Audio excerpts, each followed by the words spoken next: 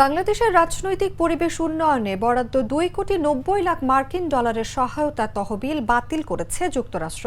শনিবার social media platform এক্সের এক পোস্টে এ তথ্য নিশ্চিত করেছে মার্কিন প্রশাসনের নতুন দপ্তর ডিপার্টমেন্ট অব গভর্নমেন্ট এফিসিয়েন্সি।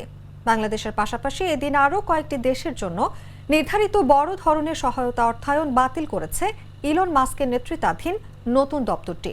এর মধ্যে ভারতের জন্য $2,10,00,000 একটি কর্মসূচিও রয়েছে। দেশটির নির্বাচনী প্রক্রিয়ায় ভোটারদের অংশগ্রহণ বাড়ানোর লক্ষ্যে এই কর্মসূচি চালু করা হয়েছিল। মার্কিন প্রেসিডেন্ট ডোনাল্ড ট্রাম্পের নেতৃত্বাধীন নতুন প্রশাসন আন্তর্জাতিক সহায়তা খাতে ব্যাপক কাটছাঁট করছে। তারই অংশ হিসেবে বিভিন্ন দেশের জন্য বরাদ্দ সহায়তা তহবিল বাতিল করা হয়েছে।